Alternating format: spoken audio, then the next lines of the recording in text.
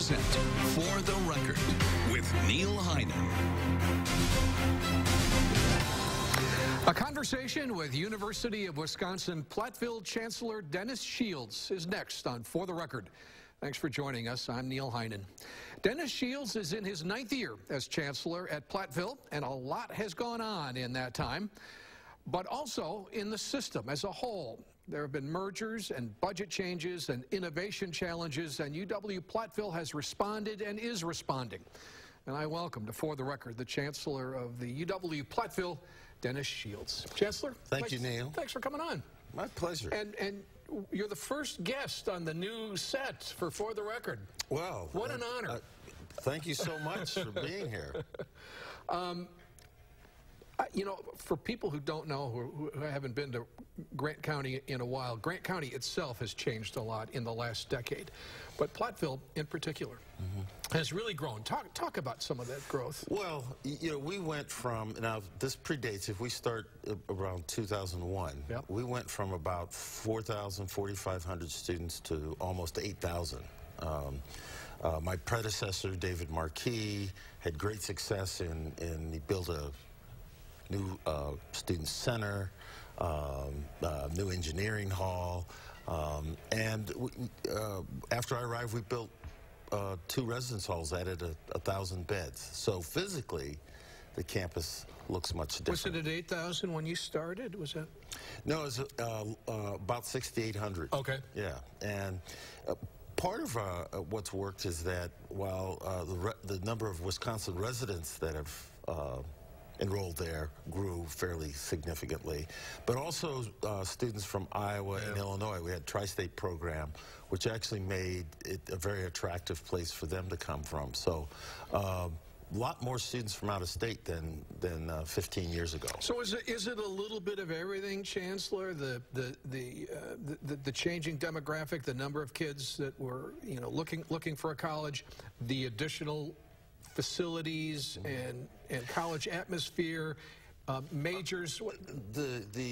Well, engineering exploded. Yeah. There's a huge need for engineering. We have a long-standing program that springs from the mining school from over a century ago.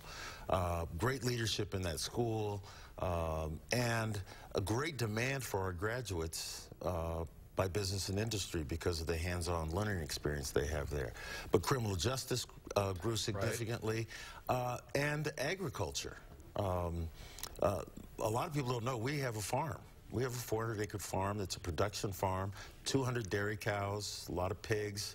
I'm an old small-town Iowa kid. I didn't grow up on farms, but I grew up in farm country in Iowa, and so it's one of the first places I visited when I came to Platteville was the farm. Several years ago we had on, I believe, the dean of the UW-Platteville School of Agriculture, and it was fascinating because the modernization, the innovation, the technology that plays a role in that now is really fascinating. Well, it's not just the actual farming, but it's ag business, and a lot of our students come for that experience and the hands-on opportunity they have to work with our faculty and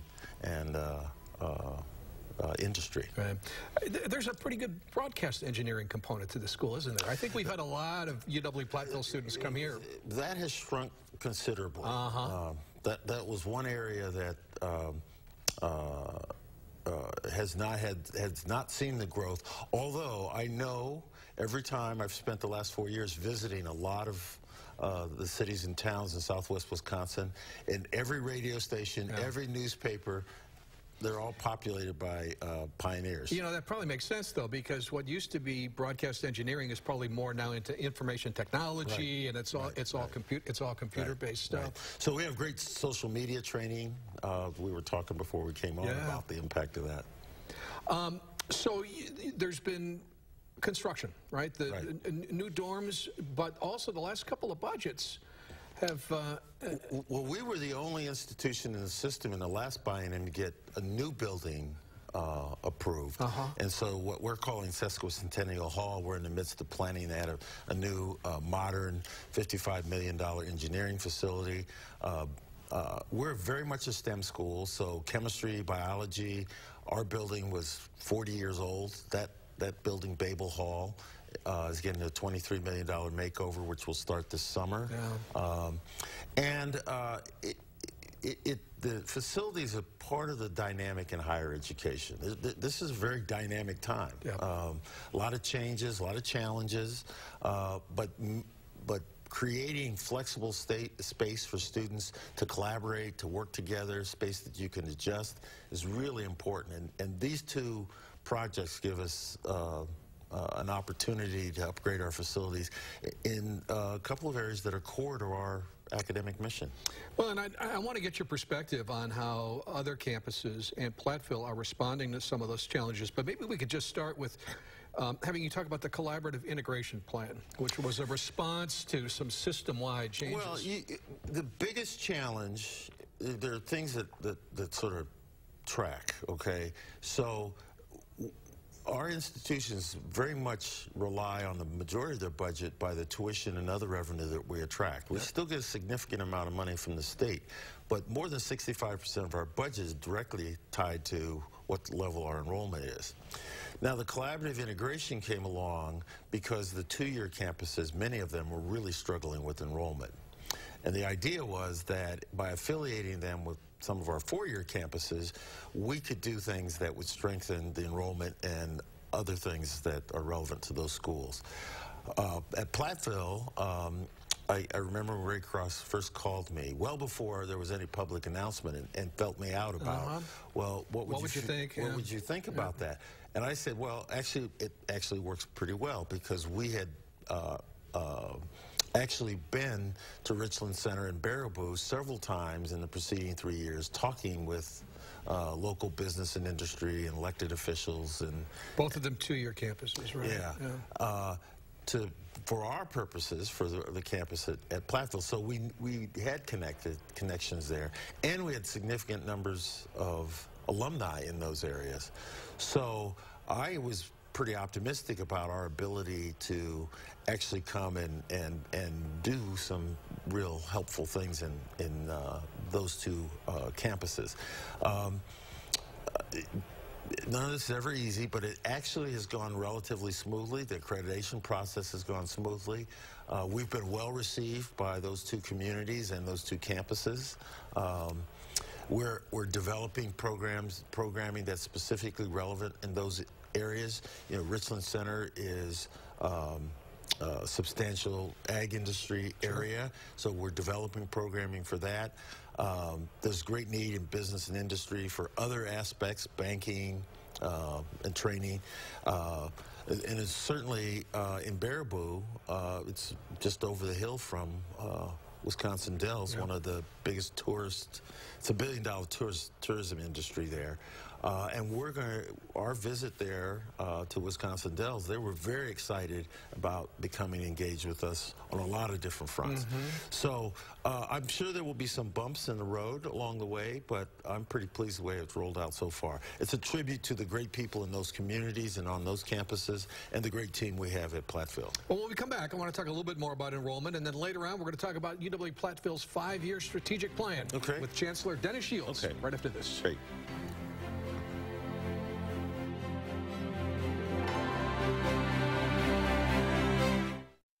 For the Record, sponsored by MG&E, your community energy company. 5,000 years of Chinese music and dance in one night. Incredible, groundbreaking, a cultural phenomenon. A must-see, Shenyun. Coming to Overture Center for the Arts, May 7th and 8th. Tickets at shenyun.com/Madison or call 800-800-4410. My fellow Americans, I stand before you today humbled because the President's Day sale at Denver Mattress has been extended. Find huge savings on our best mattresses, like $100 off any Denver Mattress Deluxe Line mattress, or save up to $500 on select Tempur-Pedic adjustable sets. And for the budget-minded, get the Summit Queen, only $189.99, plus 5 years, no interest financing. But hurry, the extended President's Day sale at Denver Mattress ends Thursday. Are you pouring money down the drain? Well, I just got my wireless bill. You can switch for free to U.S. Cellular. Really? And get a free phone when you switch. Free phone? Oh. Plus, get paid back for data you don't use with the Unlimited with Payback plan. No way. All that money wasted. I had the wrong provider. Right now at U.S. Cellular, there's no trade-in required to get a free Samsung Galaxy S9. Just switch to U.S. Cellular. One steel bar and 700 pounds of dead weight versus one single loop of T-Rex brute force, the absolute strongest duct tape. The tape survives unscathed. The steel, not so much. T-Rex brute force is the absolute strongest duct tape. The unmatched strength of a single loop of tape holds more than 700 pounds. And with ForgeLink technology, you can conquer the most ferocious challenges. Bite hard with T-Rex brute force.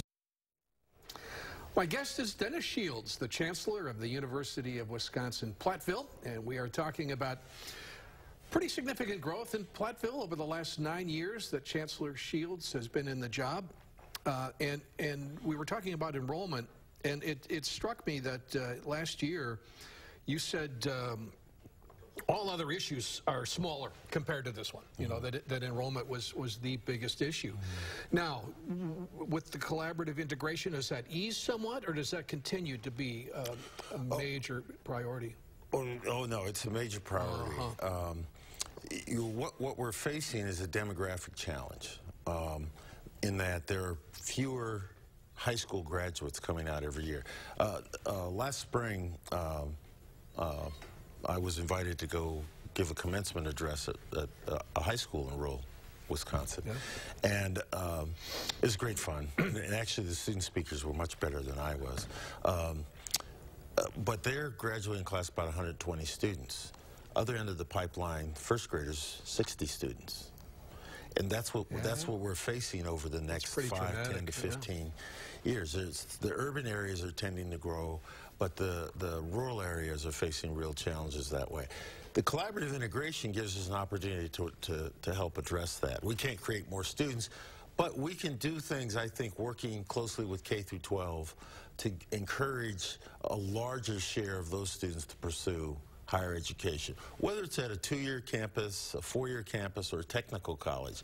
You know, as we talk to business and industry, there's great need for workforce across the full spectrum, from technical to bachelor's trained professionals. So this gives us an opportunity to try to influence the system to be supportive of K through 12, to help them be successful. You know, we have a school of education. Part of our role as a comprehensive campus is to be stewards of place. That is, we should be helping the whole region thrive. And if there are issues that the region faces, then we should be a factor in that. Like a teacher shortage? A teacher shortage. Yep. The part of the challenge now is the digital revolution and getting it and the technology out into the rural areas so that it can address these things. The travel around the region, it is amazing the business and industry that is present in rural Wisconsin. Yeah. And in addition to agriculture. Right. It's not just agriculture. Right. And all of those businesses need workforce. I'm stunned at how international they are. I visited a seed manufacturer and in a neighboring community, and they grow their seed in the winter in Chile. Yep. And so that's part of what we need to do, and part of what we need to communicate with students and prospective students is the fabulous opportunities that are available that they're not even aware of in their own region. Yeah. I think it's fair to say that every college, every university is thinking strategically about how to address the issues that you brought up. Right. UW-Stevens Point got a lot of attention for its approach, which had to do with the curriculum and not offering certain majors.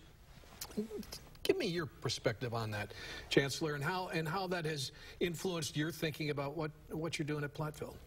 Well, I think every institution has to be thinking not not just next year and the year beyond, but how they're going to position themselves 5 years out and 10 years out. Yep. And it would be malpractice not to be looking at the array of programs that you offer and tweaking them. Sometimes it's tweaking them just by the way you describe them, because if students don't understand what that is, then they're not interested in it. We have one of those on my campus that has a real scary name, engineering physics. Oh. It just sounds real hard to me. That would scare me. But employers love it, and the students that are involved in it love it. It's some engineering, it's some process. It's great. It's probably simpler than it sounds, right? Well, I don't think it's simple, but it's very desperately needed. So we have to both market our programs in ways that make sense to this generation of students. We have to tweak the programs to meet the needs of business and industry. Now, that doesn't mean we're not going to teach history, because history is real important. It's not to say that we shouldn't have foreign languages or philosophy. I'm a lawyer. I have a real appreciation for what I learned from philosophy and how you think through the issues that are in front of us. Yeah. So enrollment is one of the major issues that we're addressing. And as with any strategic planning process, it's a continuum. So in our strategic planning process, we're not creating all new things. Several things we've been working on up to this point. For example, we make a tremendous investment in attracting the students. We want them to stay and graduate. So over the last 3 years, we have redoubled our efforts to understand the hurdles that students have to overcome, and some of them are academic. When people say, well, they're not being retained, is it they're not smart enough? A lot of times they're smart enough, but they're working 20 to 30 hours a week, or they have family issues, or they have mental health issues, or they have nutrition issues. I mean, one of the big issues in higher education now is that we're discovering that a lot of students don't have the resources to eat the way they should. Food insecurity, right. Now, we have a lot of resources in place to address those challenges, but unless we know when those challenges are confronting students, then they can slip through the cracks. So we've spent a lot of time on developing processes and programs that can address those needs. That's part of our strategic plan, but it's building on a foundation that we've already laid. We need to always be monitoring our academic programs, but we've been studying that for 2 or 3 years now, looking at data, looking into the future as to what the market needs are out there, and have begun making those adjustments moving forward. You know, also keeping in mind the needs of the region. So a little over a year ago, we had a healthcare provider summit where we tried to get all the hospitals, all the clinics from the region in the room to talk to us about what they think their needs are. And now we're developing programming to address that. If you can be relevant to business and industry and you can communicate that to students, then the enrollment follows. But a part of the real challenge is deciding, so what's the sweet spot? Because if you think, okay, we're going to be 8,000 and you build out your program for 8,000 students and it turns out to be 6,000, that's a problem. So part of what we're working with our strategic plan is what size are we going to be? What's the optimum arrangement? Well, when we come back, I want to talk a little bit more about the process that you're going through for the strategic plan, and we will do that with Chancellor Dennis Shields right after this. Great.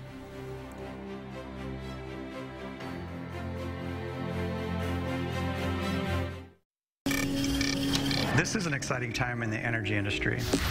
The world is changing, and we want to work toward common goals. Toward a cleaner energy future, driven by innovation, powered by working together. By working with customers, we provide customers what they want. MG&E is your community energy company for the future, powering our community, sharing your values, partnering to meet your needs. Visit Energy2030together.com to create a more sustainable future together. Today was made for adventure in your new Jeep from Don Miller. The all-new 2019 Jeep Wrangler with Auto Show event savings. The Wrangler Unlimited Sport 4x4 with 8-speed automatic. It's trail rated. Lease $290 per month, 42 months, 10,000 miles per year. Get luxury and power in the 2019 Grand Cherokee Limited with heated seats and steering wheel. Lease $358 per month, 36 months, 10,000 miles a year. The President's Day sales event on now at Don Miller, Madison and Dane County's Jeep headquarters. Don Miller. just what I thought. It's all going to have to come out.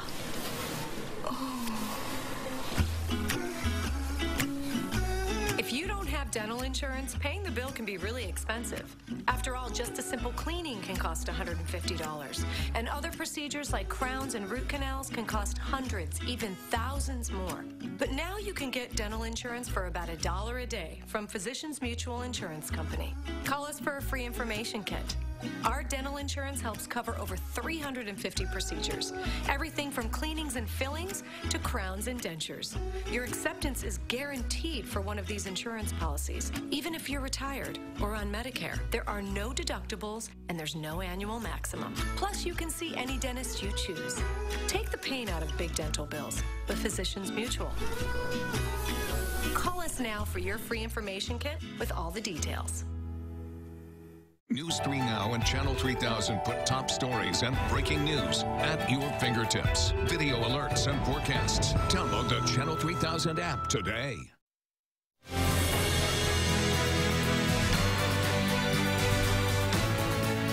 I'm back with Dennis Shields, the Chancellor of the University of Wisconsin-Platteville. You were talking, Chancellor, about the healthcare summit that you had that was a success. A couple of weeks ago, the Wisconsin Bankers Association came to campus and I believe said that it was the best attended event that they had had on a UW campus. I found that kind of interesting. Well, we've been working very hard. We developed a function that you typically don't find on campuses like ours, the corporate relations function, where we've been reaching out intentionally to get business industry more engaged on our campus. It's something that folks may not be aware of, but many of the community-based banks historically were led by graduates of Platteville. So we have a strong connection with the banking industry in the state. So I'm not surprised it was well attended. You know, as we talk about strategic plan, I'd like to talk about it in a couple of different ways. First of all, what's the process? And what's the end goal? One of the challenges with strategic planning is you put all this effort into it, you get this nice binder, and you get done, it goes on a shelf and no one looks at it from then.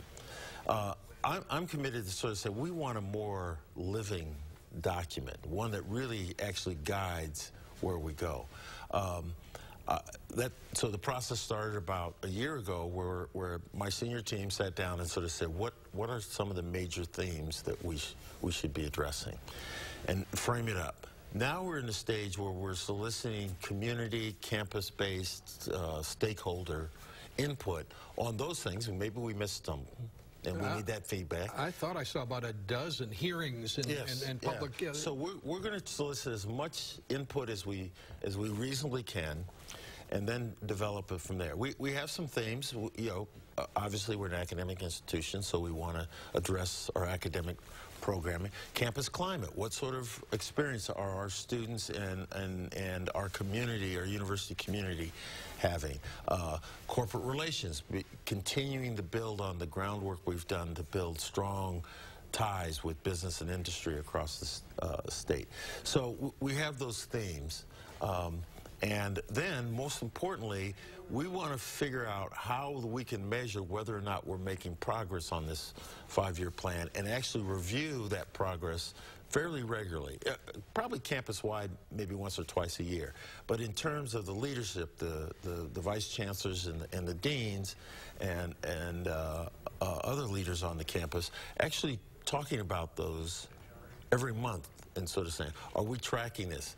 Is the strategy we developed working? And if it is, great. If it isn't, do we need to readjust? So a big piece of it is developing metrics that will measure whether or not we're achieving what we set out to do.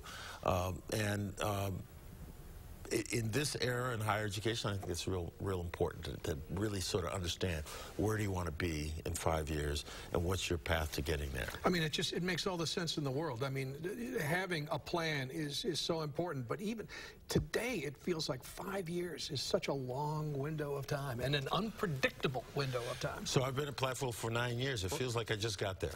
That's how fast it goes.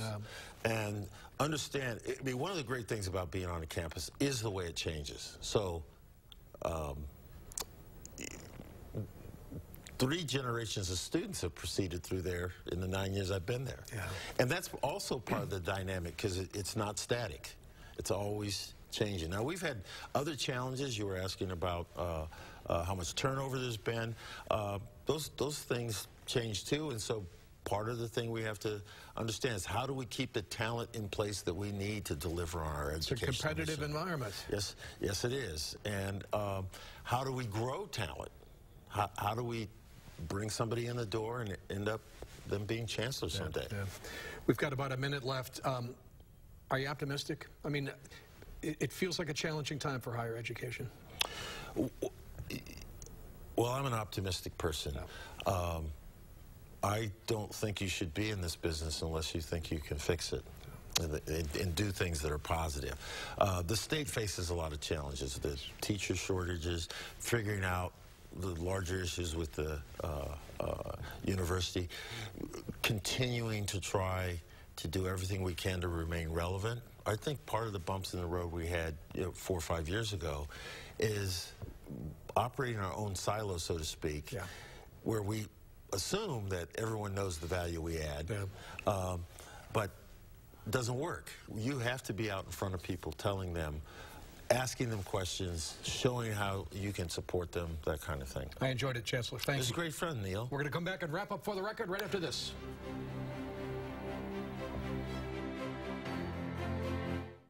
Big news, America. The President's Day sale at Denver Mattress has been extended. Save up to $500 on select Tempur-Pedic adjustable sets, or get the Summit Queen, only $189.99, plus 5 years, no interest. Hurry, the extended President's Day sale at Denver Mattress ends soon.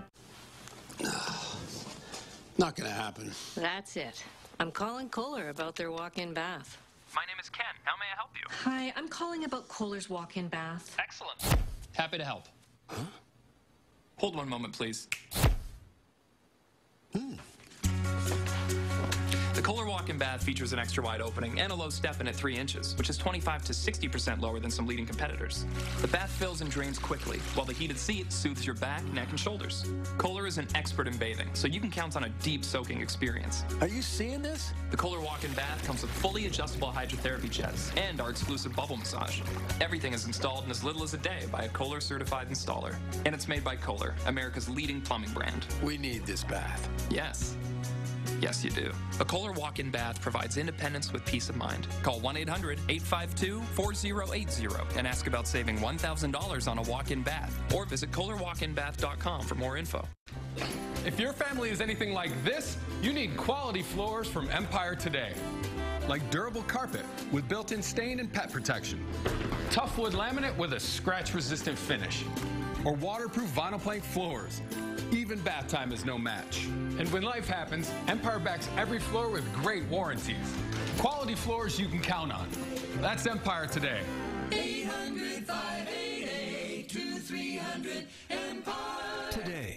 Big news, America. The President's Day sale at Denver Mattress has been extended. Save up to $500 on select Tempur-Pedic adjustable sets, or get the Summit Queen, only $189.99, plus 5 years, no interest. Hurry, the extended President's Day sale at Denver Mattress ends soon. My thanks to Chancellor Dennis Shields and to you for joining us. We'll see you next week on For the Record.